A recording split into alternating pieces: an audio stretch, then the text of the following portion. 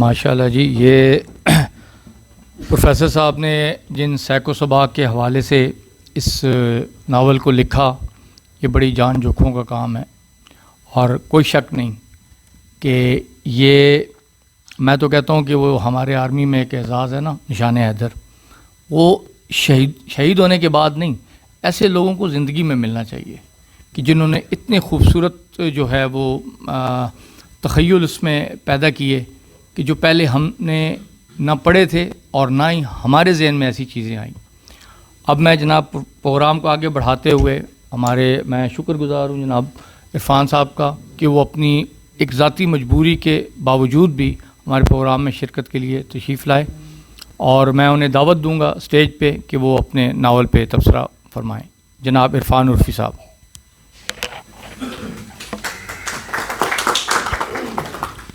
سب کو السلام علیکم، اور دیر سے آنے کی معذرت، کچھ گھریلو مصروفیات ایسی تھیں کہ بہت ہی کم وقت نکال پایا ہوں۔ کتاب کا تعارف تو عباس صاحب نے کروا دیا ہوگا، تو میں بس اتنا ہی کہنا چاہوں گا کہ ان کو دیکھ کر ہی ترجمے اور خاص طور پہ ہندی ادب کا شوق پیدا ہوا، اور ہم نے مل کر چند کتابیں پڑھی اور جو پسند آئیں ان کا ترجمہ کیا۔ اس میں سے یہ پہلے چھپ گئی ہے، میرا تعارف بظاہر بطور شاعر ہے، لیکن کتاب پہلے ترجمے کی آ گئی ہے، اور انشاءاللہ آپ سب کو پسند آئے گا ترجمہ، اور کتاب کی الگ سے جو بنت ہے وہ بھی۔ تو فی الحال اتنا ہی کہوں گا، اور جلد اجازت چاہوں گا۔ آپ سب مہمانوں کا بہت بہت شکریہ۔ میں آج جن لوگوں کے سامنے اپنی لب کشائی کر رہا ہوں، اتنے سینئر، اور خصوصاً میرے اپنے استاد محترم جناب پروفیسر عصمت صاحب بھی یہاں پہ تشریف رکھتے ہیں، تو میرا آپ سب کے سامنے بولنا ایسے ہی ہے جیسے سورج کو چراغ دکھانے والی بات ہے، لیکن پھر بھی میری کوشش ہے کہ میں جس کا بھی تعارف کرواؤں، جیسے بھی، ان کی شایان شان تو میں نہیں کروا سکتا، کیونکہ اب جن محترم کو میں اسٹیج پہ دعوت دے رہا ہوں ان کے بارے میں سوچ کے یا ان کے رینک کو، عہدے کو دیکھ کے مجھے اپنے آپ پہ دکھ ہوتا ہے کہ میں بہت ہی کم علم اور ان پڑھ سا ہوں، کہ میری ڈکشنری میں ایسے الفاظ نہیں ہیں کہ میں جن الفاظوں سے پروفیسر صاحب کو نوازوں اور وہ اسٹیج پہ تشریف لائیں۔ پھر بھی میں صرف اتنا ہی ان کی شان میں کہوں گا کہ چند لمحے تیری رفاقت کے حاصل زندگی سمجھتا ہوں، چند لمحے تیری رفاقت کے حاصل زندگی سمجھتا ہوں، جو بھی گزری ہے تیرے پہلو میں اسے بندگی سمجھتا ہوں۔ جناب میں دعوت دوں گا پروفیسر نعیم ورک صاحب کو جو تشریف لائیں اور اپنے خیالات کا اظہار کریں۔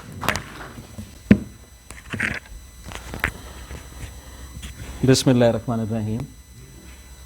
ہنگامہ ہستی میں بہت جاگ لیا تھا، ہنگامہ ہستی میں بہت جاگ لیا تھا، سو صبح قیامت کو بھی تاخیر سے پہنچا۔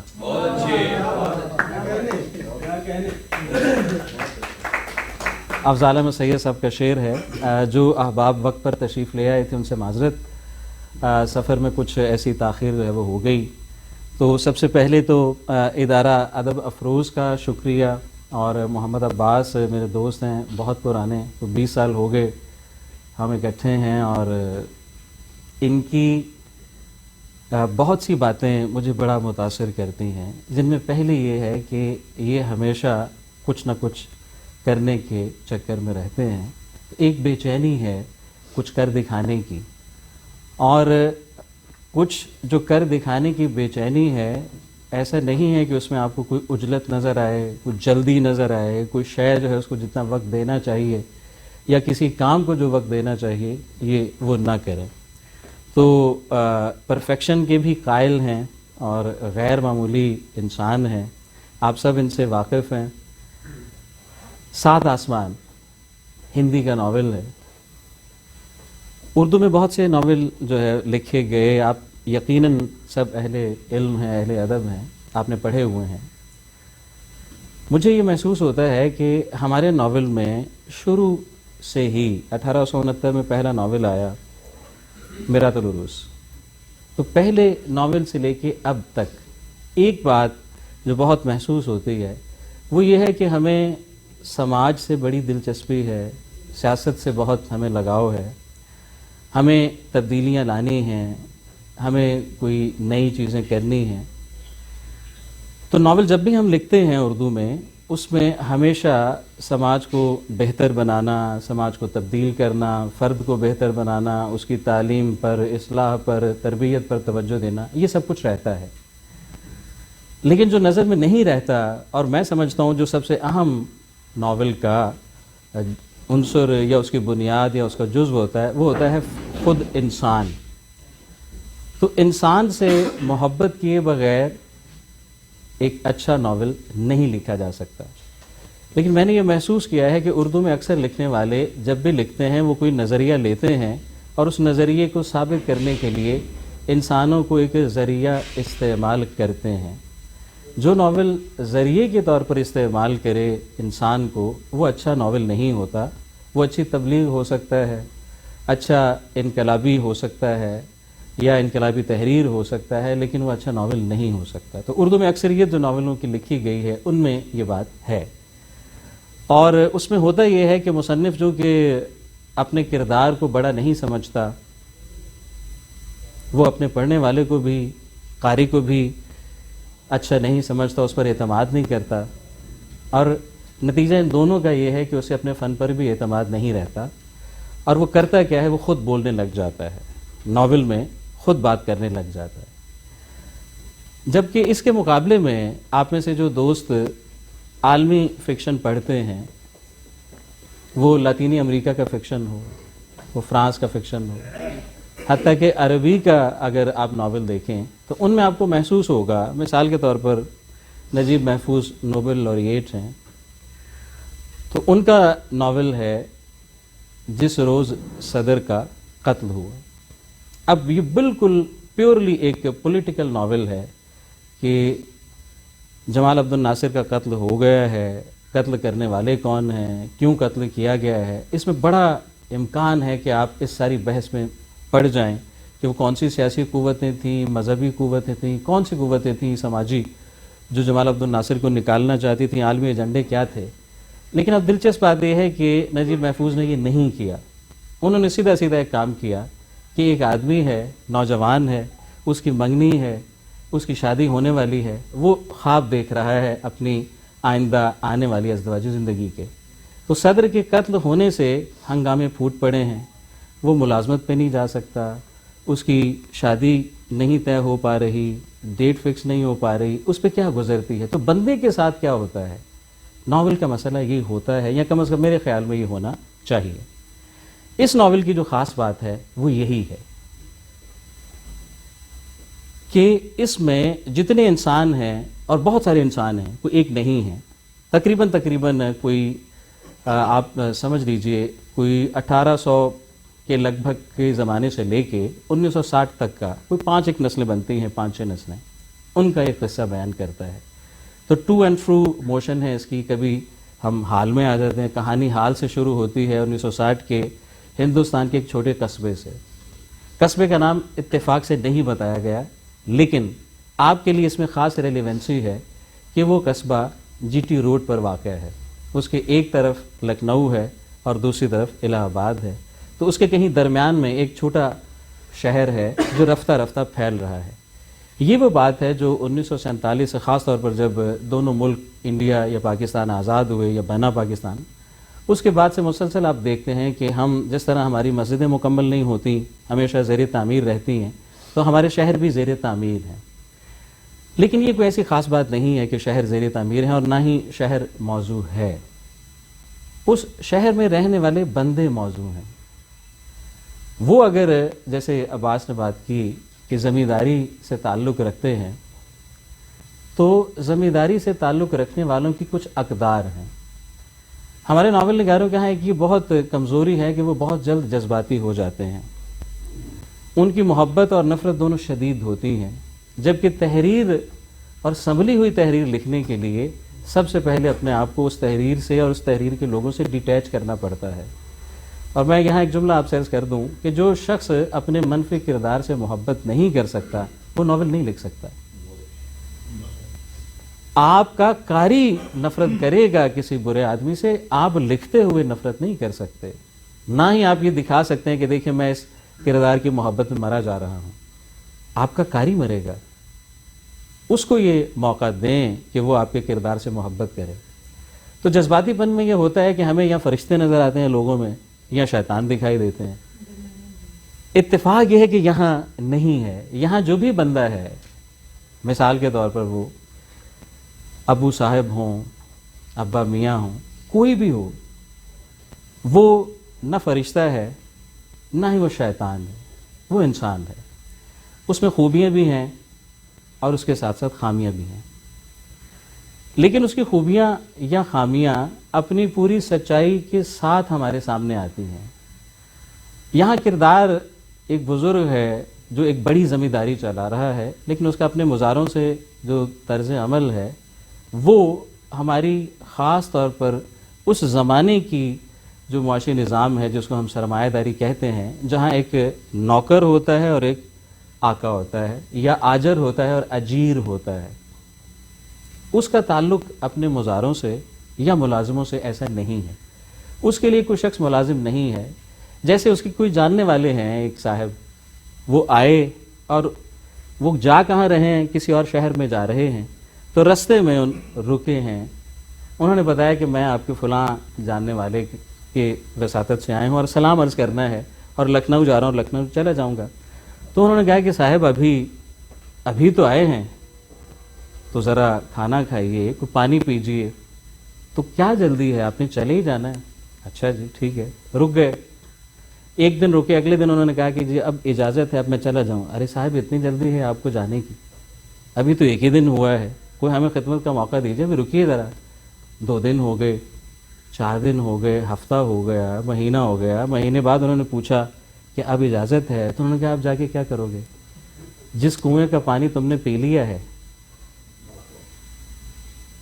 تو اس نے بھی یہ سوچا کہ ہاں یہ پانی جتنا میٹھا ہے اب کہیں اور نہیں جانا چاہیے.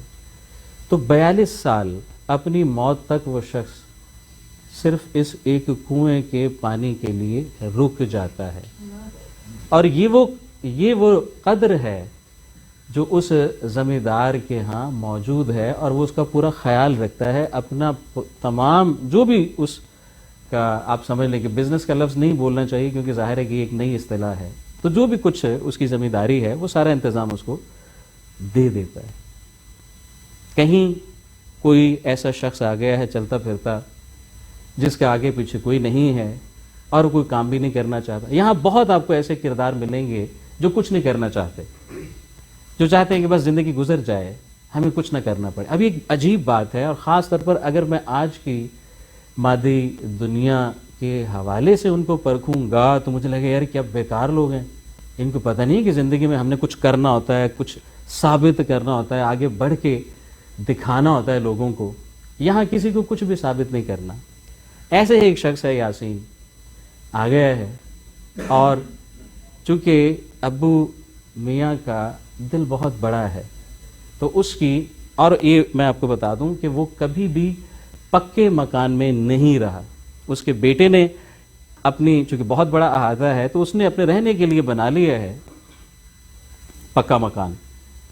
اس نے اعتراض تو نہیں کیا, لیکن کبھی اس پکے مکان میں شفٹ بھی نہیں ہوا. مشین سے اسے نفرت ہے.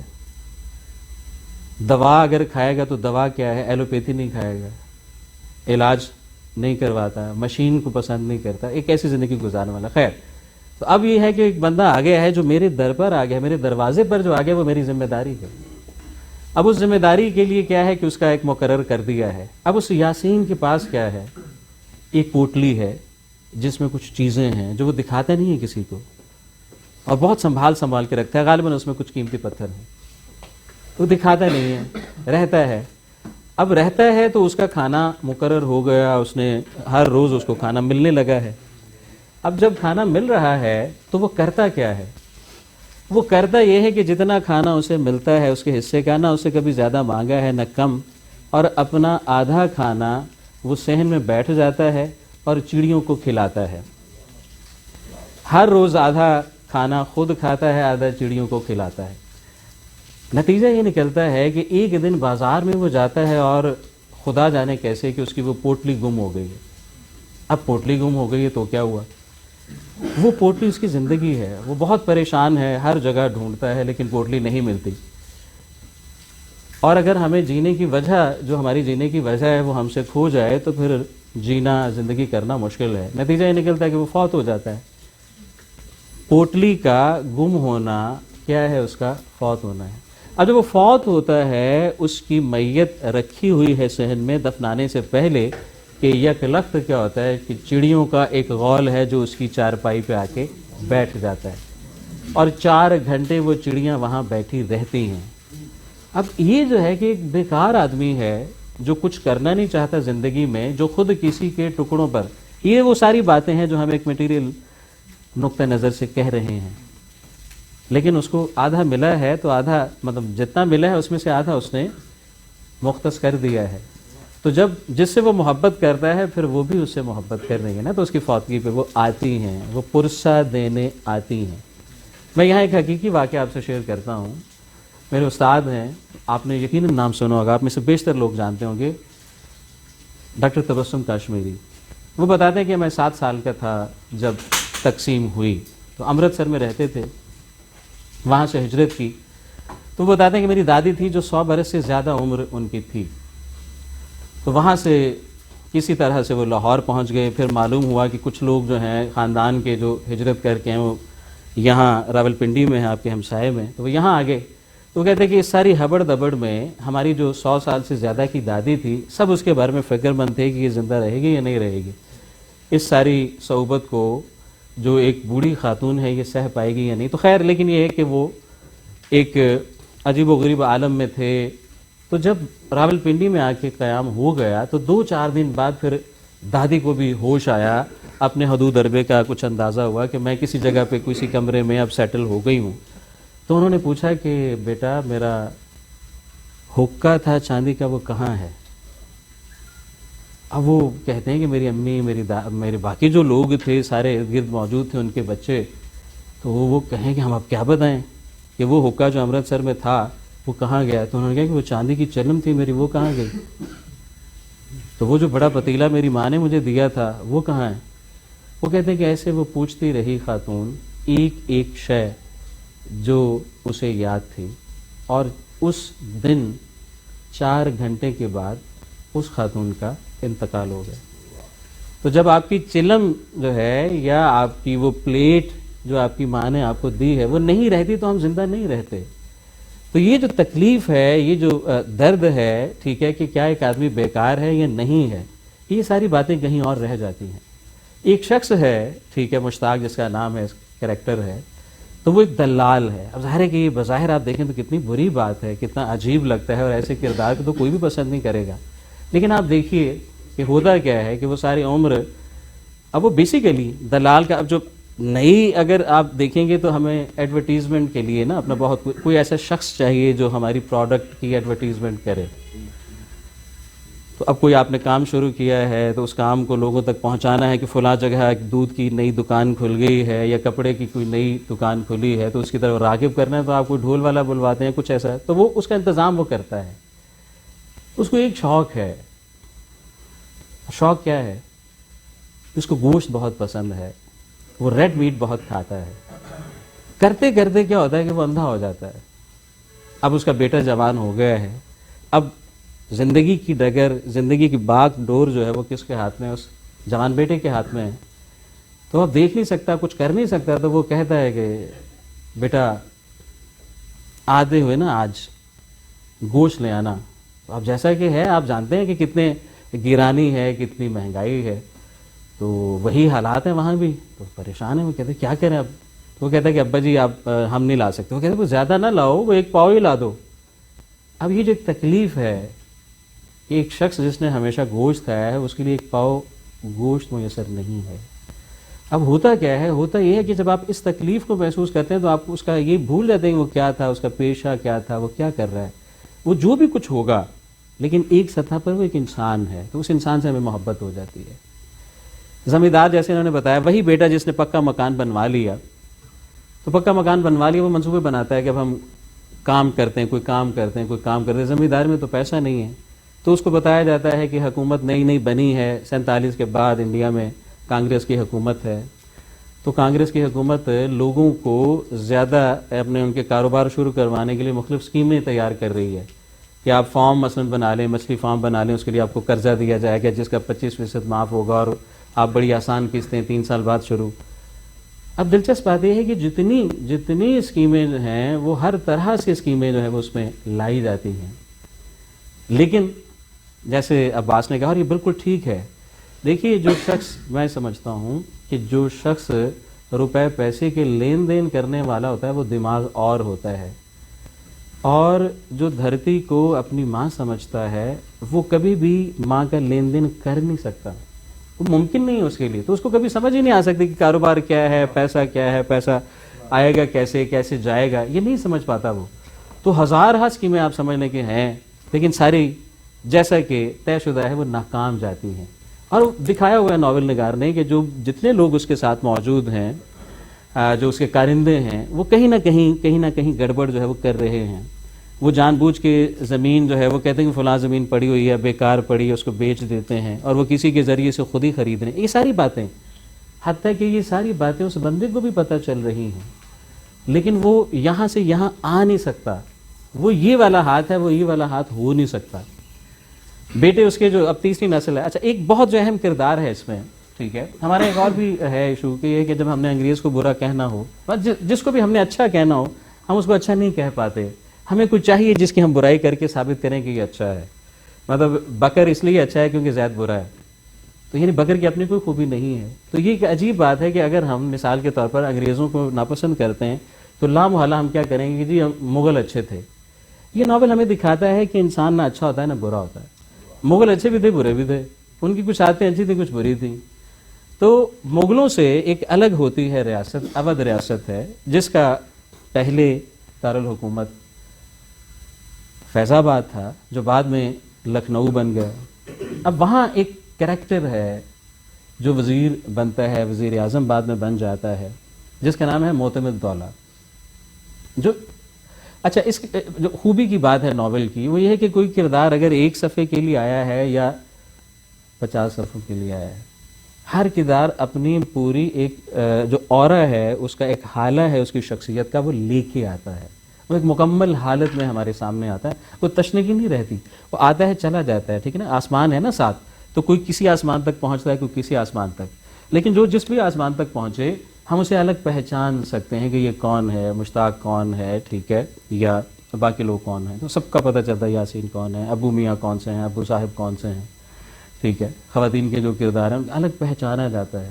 تو معتمد دولہ جو وزیر ہے وہ بہت ہی کوئی غیر معمولی قسم کا چالاک آدمی ہے، جیسے مشیر ہوتے تھے، تو بہت کچھ اس کو انگریزوں کے ساتھ بھی سیٹنگ ہے، ان کے ساتھ بھی ہے، اور بہت سا پیسہ بھی جمع کرتا ہے۔ جو درباری سازشیں ہم سنا کرتے تھے، جن بلاؤں کو میر سنتے تھے، ان کو اس روزگار میں دیکھا۔ تو ایک شاہی دور میں ایک بندہ کیا کرتا ہے، بادشاہ کو کیسے اپنے ساتھ ملاتا ہے اور اتنا قریب کر لیتا ہے کہ اس کو اس کے بیٹے سے بدگمان کر لیتا ہے، اس کی بیوی سے بدگمان کر لیتا ہے، ٹھیک ہے۔ اور یہ بڑی خاص بات ہے، اس کے لیے بڑی خاص ذہانت جو ہے وہ چاہیے۔ اور یہ میں آپ کو بتاؤں ایک اور ہماری جو کمزوری ہے آج، جو میں اپنی بات کر رہا ہوں، آپ سب تو ظاہر ہے بہت بڑے اور سمجھدار لوگ ہیں، وہ یہ ہے کہ ہم بادشاہ کا تجزیہ کرتے ہوئے متوسط طبقے کی اقدار کو معیار بناتے ہیں۔ یہ بڑی زیادتی کی بات ہے، آپ یقین کیجیے۔ میں بالکل جو ہے کوئی نہیں ہوں، نہ میں کوئی ایسا پسند کرنے والا ہوں کہ مغل بہت اچھے تھے، نہ ہی میں ان کو کوئی برا سمجھتا ہوں، نہ اچھا سمجھتا ہوں۔ ایک زمانہ ہے، تو بادشاہ اکبر کو جو ہے یہ دیکھنا ہے کہ وہ عمران خان سے اچھا تھا یا نہیں تھا، یہ بالکل بے معنی سی بات ہوگی۔ تو وہ اپنے حرم میں اتنی عورتیں رکھتے تھے، تو عورتیں رکھنی چاہیے یا نہیں رکھنی چاہیے، یہ مڈل کلاس جو ویلیو سسٹم ہے، میرا یہ خیال ہے کہ ہمیں یہ نہیں کرنا چاہیے۔ تو ضرورت نہیں ہے معتمد دولہ کو آج کے لحاظ سے پرکھنے کی، لیکن اب یہ کہ ناول جو ہے ہمیں کرتا کیا، وہ ناول کرتا یہ ہے کہ وہ دکھاتا ہے کہ ایک شخص ہے جو انگریزوں کو بھی قابو کیے ہوئے ہے اور مقامی جو اودھ کی ریاست کا حکمران ہے اس کو بھی قابو کیے ہوئے، اور وہ اتنا کچھ جمع کر لیتا ہے بادشاہ کو اپنے بس میں کر کے کہ بادشاہ کو پتہ، بادشاہ کا وہی بیٹا جس کے خلاف بادشاہ کو کیا ہوا ہے، اس کو ڈرایا ہوا ہے، اس کو، اور اتفاق سے کوئی واحد اولاد ہے تو اسی نے بادشاہ آگے اگلا بننا ہے، تو وہ بادشاہ بن گیا ہے لیکن وہ بدلہ نہیں لے سکتا اس سے، کیونکہ خوف اتنا ہے، ٹھیک ہے۔ اور اس کی ایک مثال اگر آپ دیکھیں تو مغلوں کے ہاں اگر ایسی مثال دیں تو سادات بارہا ہیں، ٹھیک ہے، جو کنگ میکر ہیں، تو آپ میں سے وہ لوگ، جیسے ابھی بات بھی ہماری ہوئی ہے، بتا رہے تھے، میں ہاں واقعی یہ بات ہے کہ اگر آپ نے گیم آف تھرونز دیکھا ہو تو جس طرح لارڈ بیلش ہے، ٹھیک ہے، تو ویسے ہی ایک پلاننگ کرنے والا شخص ہے۔ اب جو مرکزی کردار ہے، کہانی جو شروع ہوتی ہے اس میں جو بہت خاص ہے، میں پتہ نہیں کیوں کہاں سے شروع کی کہاں جا رہی ہے بات، وہ ہے ایک بچے کی نظر سے ہم دیکھ رہے ہیں، وہ بچہ جس کا ننہالی خاندان معتمد دولہ سے ملا ہوا ہے، تو وہ ہے جو اپنے دادا کی باتیں بتا رہا ہے، ٹھیک ہے۔ یہاں آپ کو وہ شریکہ جو ہے پنجاب کا شریکہ، تو اصل میں شریکہ جو مجھے سمجھ آئی ہے وہ یہ کہ پنجاب کا شریکہ نہیں ہے، جہاں بھی زرعی زمین ہوگی وہاں اس زمین کی تقسیم کو لے کر کہ زمین میرے پاس رہنی ہے یا آپ کے پاس جانی ہے، وہ شریکہ ہوگا، اس کا کوئی تعلق جو ہے وہ پنجاب کی خاص دھرتی سے نہیں کہ یہ خاص ہے کوئی ایسی بات، تو وہاں بھی یہ بات موجود ہے، آپس میں جھگڑے موجود ہیں، مقدمے بازی موجود ہے کہ یہ زمین میری ہے تمہاری ہے، کس کی ہے، میرا دادا تھا تمہارا نہیں تھا، رکھیل رکھنا، یہ ساری باتیں جو ہے یہاں موجود ہیں۔ خیر، تو معتمد دولہ جو ہے وہ ایک بہت ہی بڑی آپ کئی علاقوں میں اپنی جائیداد جو ہے وہ جمع کر لیتا ہے، تو اس کی کہیں کوئی 7ویں 8ویں پیڑھی ہے جس کی کہانی ہم پڑھ رہے ہیں۔ اب وہ معتمد دولہ جو بادشاہ کو کٹ پتلی کی طرح نچا رہا تھا، اس کی پڑپوتی آپ سمجھ میں ہے، جو کہانی سنانے والا ہے اس کی ماں ہے۔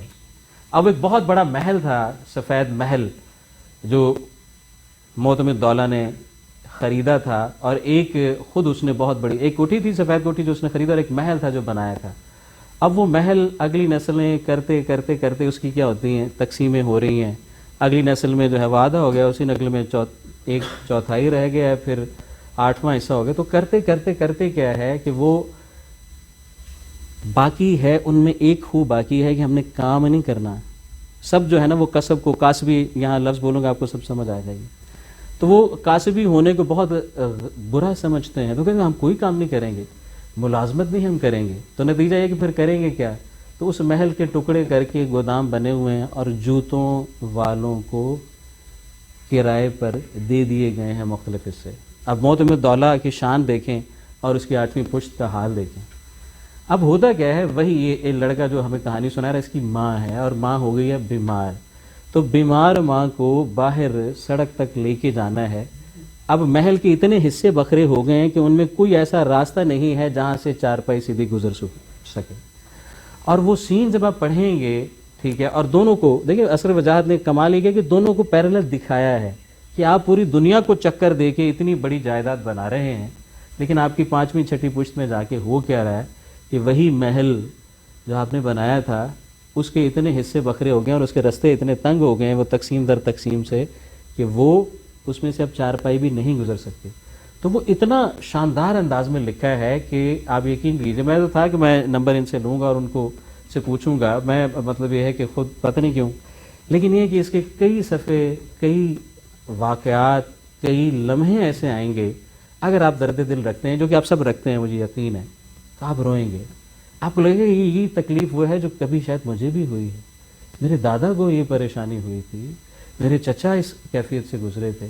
تو یہ اتنا خوبصورت بیان ہے کہ ہمیں ہر کردار سے، وہ بے شک دلال کا ہی کردار کیوں نہ ہو، ایک بڑے زمیندار کا ہو، ایک نواب کا کردار ہو، ایک بادشاہ کا کریکٹر ہو، ٹھیک ہے۔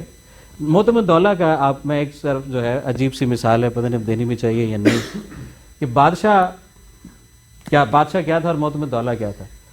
تو بادشاہ بہت زیادہ نشہ کرتا ہے اور نشے کے نتیجے میں اس کا جو ہے نا وہ پاخانہ خطا ہو جاتا ہے، تو بادشاہ ایک دم سے کہتا ہے اس کو کھاؤ۔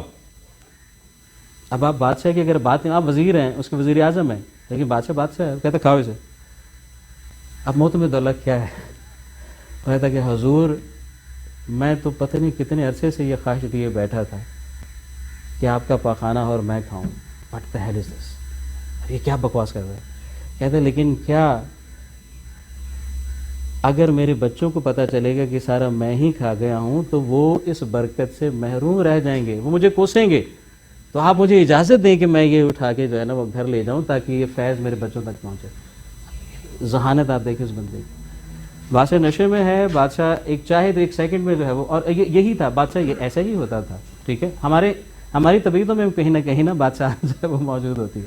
اینی ہاؤ, تو آپ یہ پڑھیں آپ. ٹھیک ہے, تو باپ ہے جو خاتون ہے, ٹھیک ہے, جس کا میں نے بتایا کہ چارپائی جو ہے ایک مریضہ ہے, اس کو باہر تک لے جانا جا نہیں پا رہی.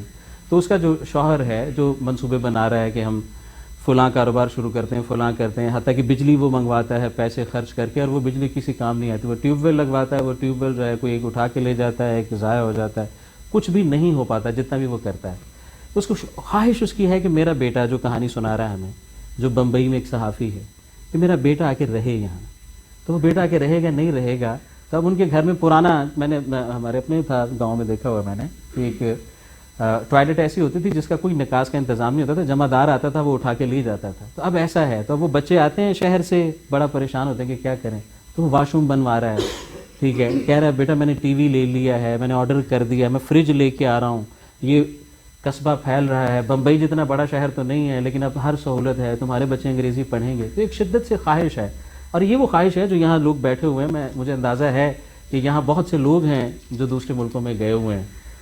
تو وہ دادے کی عمر کے جو لوگ ہیں وہ جس تکلیف میں ہیں کہ کاش وہ یہاں آ جائیں, ہمارے ساتھ رہیں. وہ ایک اکیلا پن ہے, بڑی بڑی کوٹھی بنی ہوئی ہے اور وہ اکیلی ہے. تو یہ ساری تکلیفیں, یہ ساری جو جذبات ہیں یہ اس ناول میں موجود ہیں. ترجمے کے حوالے سے میں آپ سے عرض کروں, جیسے عباس صاحب نے فرمایا کہ ایک ہمیں کوئی زیادہ پریشانی نہیں ہوئی کیونکہ اردو کے بہت قریب تھا. یہ ایک بحث ہے, اور دنیا میں خاص طور پر مغرب میں تو یہ بات مانی جاتی ہے کہ ہندی اور اردو صرف اسکرپٹ کا فرق ہے, باقی ایک ہی زبانیں ہیں. شروع میں اگر آپ دیکھیں گے تو جب ملک آزاد ہونے والے تھے اور آزاد ہوئے بھی, تو اس کے بعد تو بہت کوشش کی لوگوں نے کہ جو ہندی والے تھے انہوں نے سنسکرت کے بہت زیادہ الفاظ جو ہیں وہ اپنے شامل کیے. آپ خبریں سنتے تھے تو آپ حیران ہوتے تھے کہ یہ کون سی زبان ہے. لیکن آپ دیکھیں کہ آپ اجے دیوگن کی, سنجے دت کی, یہ سارے میں اس لیے نام لے رہا ہوں کیونکہ یہ سارے ہندو ہیں. میں شاہ رخ خان کا یا ان کا نام نہیں لے رہا کہ آپ کہیں گے وہ تو مسلمان ہے تو شاید اردو کی ہی ان کی ہوگی. نہیں, یہ ساری ہندی فلمیں ہیں لیکن آپ کو سمجھ آتی ہیں. کیوں؟ کیونکہ بولنے کی حد تک زبان میں کوئی خاص فرق نہیں ہے. لیکن کیا ناول جو ہے وہ روزمرہ گفتگو کی زبان میں لکھا گیا ہے؟ تو اس کا جواب نفی میں ہے. جو ترجمہ کیا ہے محمد عباس نے, ٹھیک ہے, جو آپ مطلب یہ ہے کہ بہت تعریف کرنے کے قابل بات ہے, وہ یہ ہے کہ کتاب کو اچھا مترجم جب تک اس کے اندر عجز کی خوبی نہیں ہے, وہ جو آپ کا اوریجنل ٹیکسٹ ہے, جو سورس ٹیکسٹ بھی جس کو ہم کہتے ہیں, جب تک اس کے حضور سبڈیو نہیں کرتا, ٹھیک ہے, اپنی شخصیت کو ایک طرف رکھ کے جو کوئی اور مصنف, اور یہ آسان کام نہیں ہوتا. ترجمہ یہ ہے کہ میں کسی اور کا چہرہ پہن لوں, میں اپنا بھول جاؤں, جس نے اصل زبان میں لکھا ہے, اصل کتاب لکھی ہے, میں اس کو اپنے چہرے پر فٹ کر لوں, میں اس کی طرح سوچوں, میں وہ بن جاؤں. تو جو شخص جتنا عام طور پر اپنے آپ کو یا اپنی شخصیت کو بہت پسند کرتا ہے, اس کے لیے آسان نہیں ہوتا.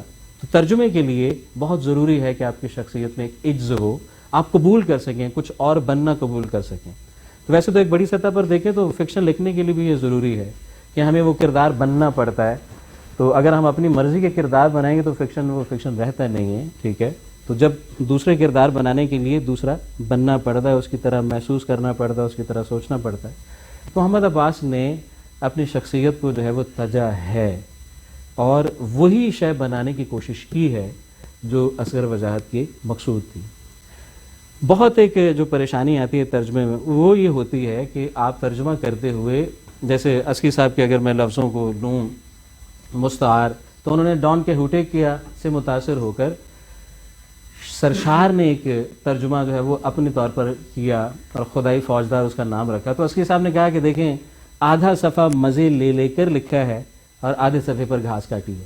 مطلب یہ ہے کہ بالکل بیکار میں جلدی نپٹایا ہے. یہ پہلے جملے سے لے کے آخری جملے تک، ٹھیک ہے، تقریباً کو 302-3 صفحے ہیں اس کے، تو پہلے جملے سے لے کے آخری جملے تک کوئی ایک جملہ آپ کو ایسا نہیں ملے گا جہاں ہم یہ کہیں کہ یار یہ انہوں نے روا روی میں جلدی میں کر دیا ہے. اور جو کہانی انہوں نے شروع میں سنائی ہے ساری اس کے بننے کی، اس سے بھی اندازہ ہوتا ہے کہ 2009 میں ایک کام شروع ہوتا ہے اور 12 میں جا کے مکمل ہوتا ہے. اور مجھے معلوم ہے جس طرح وہ کام کرتے ہیں کہ جب یہ 2024 میں شائع ہوا ہے تو ایسا نہیں کہ انہوں نے ویسے ہی پکڑ کے جو ہے نوفل صاحب کو بیٹھے ہوئے ہیں یہاں تو ان کو دے دیا ہوگا، ایسا نہیں ہے. 2024 میں انہوں نے پھر شروع سے لے کے اینڈ تک جو ہے اس کو دیکھا ہوگا کہ کہیں کوئی کمی نہ رہ گئی ہو. کیونکہ ادب کا کام، میں تو عارلن نے کہا تھا، میں زیادہ بات کر گیا ہوں معذرت، کہ دنیا کے ہر کام میں 2 نمبری چل سکتی ہے لیکن ادب میں نہیں چل سکتی. تو شعر اگر آپ اچھا ہے تو شعر چلے گا. یہ نہیں ہوگا کہ آپ وزیر اعظم ہیں، آپ کسی ادبی گروہ کے سربراہ ہیں، آپ رسالہ نکالتے ہیں تو بہت آپ کے زندہ ہونے تک تو وہ چل سکتا ہے لیکن تادیر، ٹھیک ہے. تو وہ شعر جو روا روی میں کہے جائیں، وہ ناول جو ایسے ہی لکھے جائیں، تو وہ ان ساجد صاحب کا بڑا شعر سناتے ہیں تو میں اس کا ایک مصرع استعمال کر کے آپ سے اجازت چاہوں گا کہ تمہاری مگر پھولوں کی عمریں مختصر ہیں. تو ایسے شعر جو ہیں ان کی عمریں، ایسی غزل کی عمریں جو ہیں وہ مختصر ہوتی ہیں. آپ سب نے بڑی محبت سے سنا، میں آپ سب کا شکر گزار ہوں. ٹھیک ہے، ساجد صاحب ہیں، ان کا شکریہ. ناظر صاحب ہیں، بڑا اچھا آپ نے جو ہے ناول کا ایک پورا اور ان دونوں کی شخصیتوں کا خاکہ جو ہے وہ کھینچا، تو بہت شکریہ جی. السلام علیکم.